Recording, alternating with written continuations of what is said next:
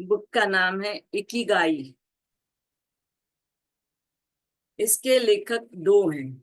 अभी तक हम एक ही लेखक को की किताब में पढ़ते आए हैं, सुनते आए हैं, लेकिन इस किताब के लेखक दो हैं, हेक्टर गार्सिया और फ्रांसिस मिरेलस।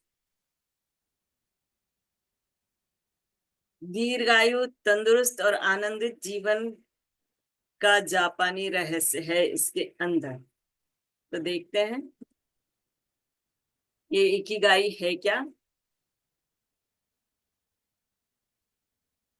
इकिगाई एक जादुई शब्द है।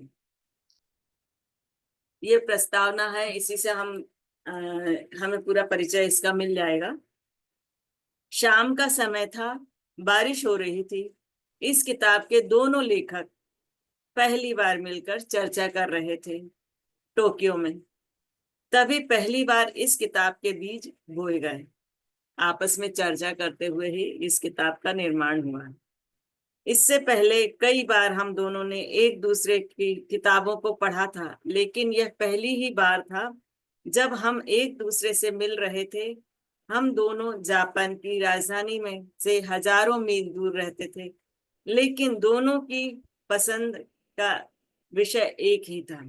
शायद यही वजह थी कि हम उस रोज मिल रहे थे। उस मुलाकात की वजह से इस किताब का निर्माण हुआ। उस मुलाकात की तकरीबन एक साल बाद हम दोनों दोबारा मिले। बगीचे में टहलते हुए हमने पाश्चात्य मनोविज्ञान और खास करके उस लोगोथेरेपी के बारे में बातचीत की जो लोगों को अपने जीवन का मकसद ढूंढने में मदद करती है। तो ये हमारे को मदद करेगी कि अपने जीवन का जो मकसद है, जो लक्ष्य है, उसको। आपने देखा होगा कई लोग बिना मकसद के, जिनका कोई लक्ष्य ही नहीं होता, यूं ही जीवन जिए जाते हैं क्योंकि उन्हें मालूम ही नहीं रहता कि उनके जीवन का लक्ष्य क्या है। तो वो ये किताब हमको उसके लिए मार्गदर्शित करेगी।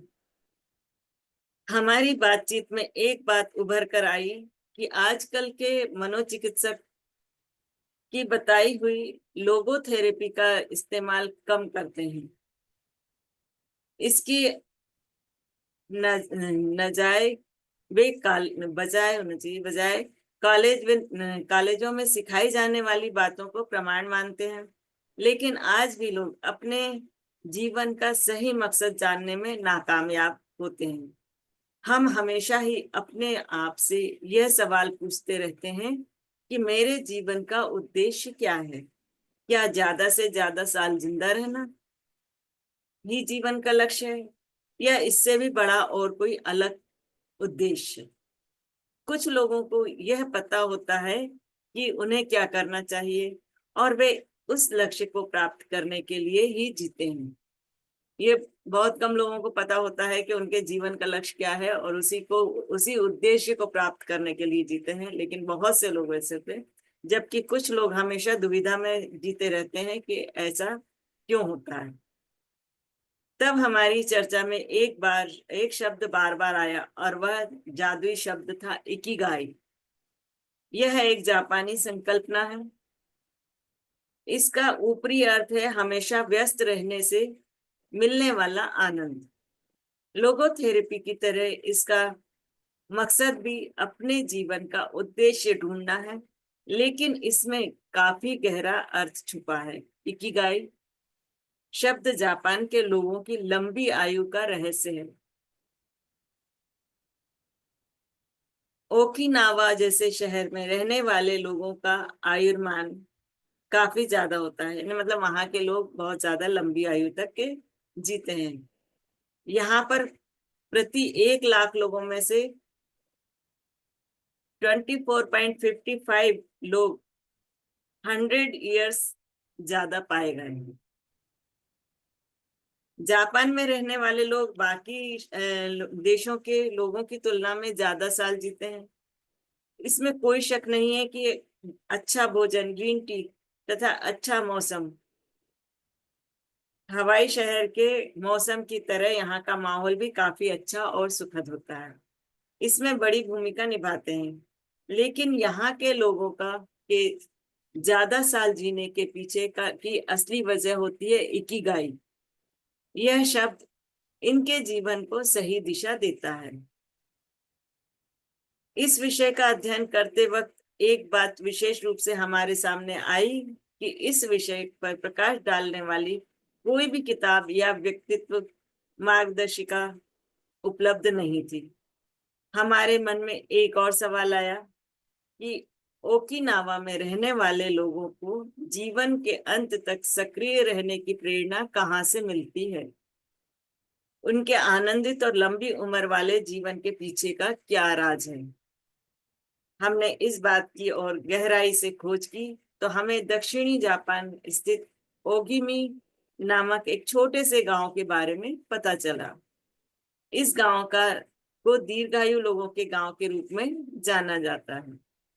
3,000 लोगों के इस छोटे से गांव में विश्व के सबसे ज्यादा दीर्घायु लोग रहते हैं। हमने ये खोजने की ठान ली कि इन लोगों के इतनी बड़ी संख्या में शतायु होने की असली वजह क्या है। पहले हर पहलू की पड़ताल शुरू कर दी। ओकिनावा में आया पाया जाने वाला शिकुआ वासा फल, मतलब नींबू की तरह दिखने वाला कोई एक फल है, तो कहीं इसकी लंबी आयु का राज तो नहीं है? या मोरिंगा की चाय बनाना, शुद्ध पानी इस्तेमाल करना तो नहीं है? खोज शुरू होने के 1 साल के अंदर ही हमारी पूरी टीम कैमरे के साथ ओकिनावा पहुंच गई। वहां के लोग काफी प्राचीन भाषा बोलते हैं और लंबे बालों वाले बुना गया के उसूलों के अनुसार जीते हैं। हमारे पहुंचते ही वहां के लोगों ने स्नेहशीलता के साथ हमारा स्वागत किया। कुछ ही समय में हम उनके साथ अच्छे से घुल मिल गए।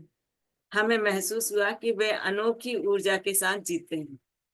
जब हमने वहां के सबसे बुजुर्ग लोगों से भेंट वार्ता की तो हमें पता चला कि कुदरती माहौल के अलावा वहां पर कुछ और भी है जिसकी वजह से वहां के लोग लंबी आयु जीते हैं।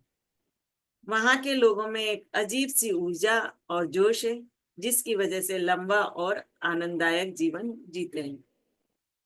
फिर एक बार इकिगाई शब्द हमारे सामने आया। हमने वहां के लोगों से पता करने की कोशिश की कि इकिगाई का मतलब क्या है, इसका असली अर्थ क्या है और इससे क्या फायदा होता है। हमें और एक बात सुनकर झटका लगा कि दूसरे विश्व युद्ध के वक्त इसी गांव पर हमला हुआ था और 200 लोग मारे गए थे। लेकिन हैरानी की बात यह थी कि इन लोगों ने मन में किसी के प्रति कोई नकारात्मक भावना नहीं थी।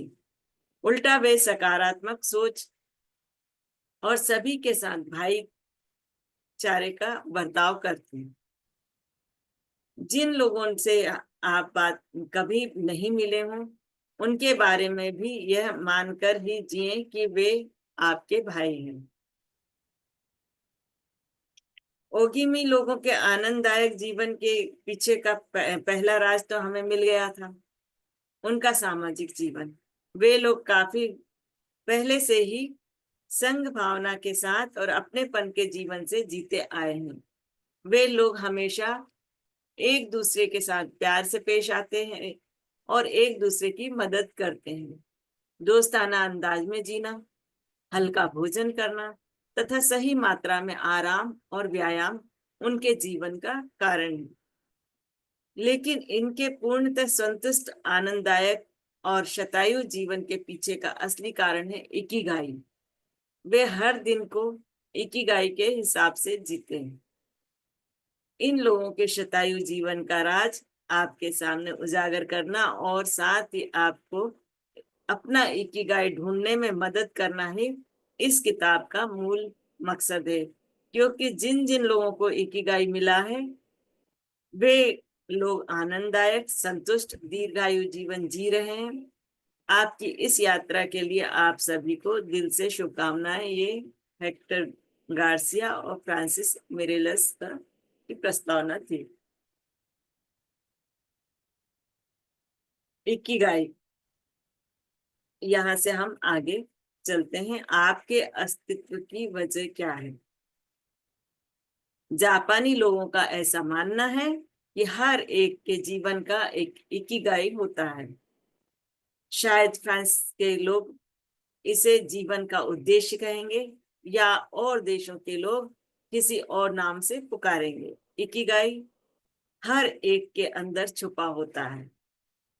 कुछ लोगों को अपना इकिगाई मिल जाता है और कुछ लोग इसकी खोज में रहते हैं।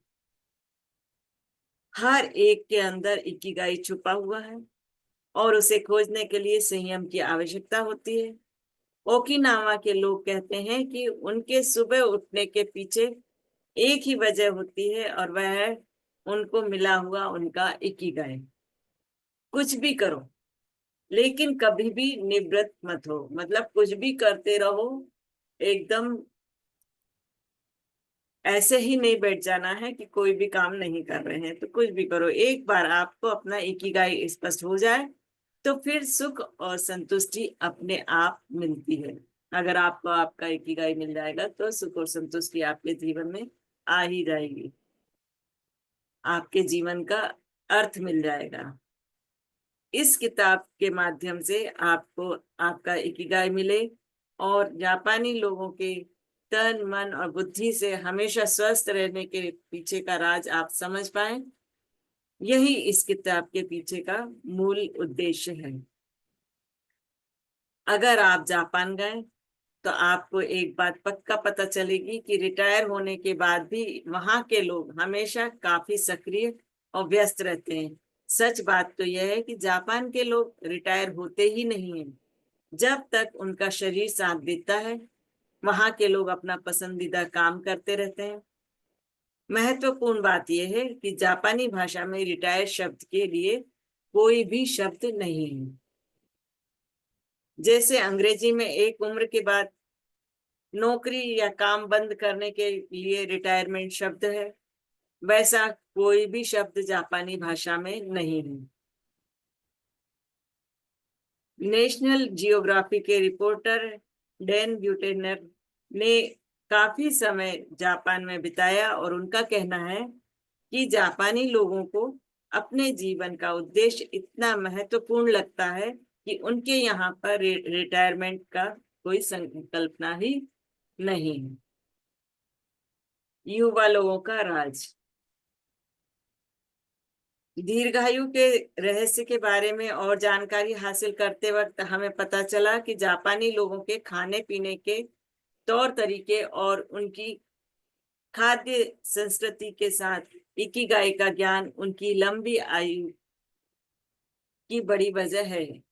ओकिनावा जैसी जगहों का, जहाँ की लंबी आयु वाले लोग सारे लोग रहते हैं, ऐसी जगहों को ब्लू जोन कहते हैं।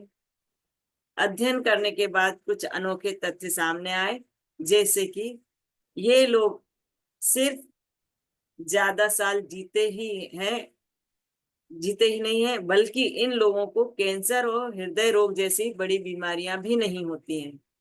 इन लोगों के जीवन जीने का तरीका इतना प्रभावी और आनंददायी होता है कि बाकी देशों के लोग इसकी कल्पना भी नहीं कर सकते। खून में उपलब्ध जिस चीज की वजह से उम्र बढ़ने की प्रक्रिया होती है, उसकी मात्रा इन लोगों में कम होती है। इसका श्रेय वे 80% भोजन करने को या चाय पीने की आदत को देते हैं, जो वो ग्रीन टी पीते हैं उसको। एल्जाइमर जैसी बीमारियां भी इनके यहाँ पर एल्जाइमर जैसी बीमारियों की भी संभावना नहीं होती है, या फिर कम मात्रा में होती है।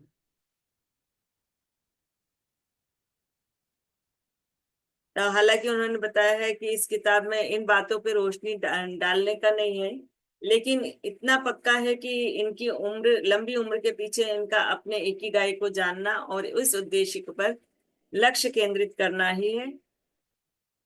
तो आज ये हम इतना केवल परिचय लेते हैं, और कल से इसको आगे करेंगे। तो थैंक यू सो मच मेरे को सुनने के लिए।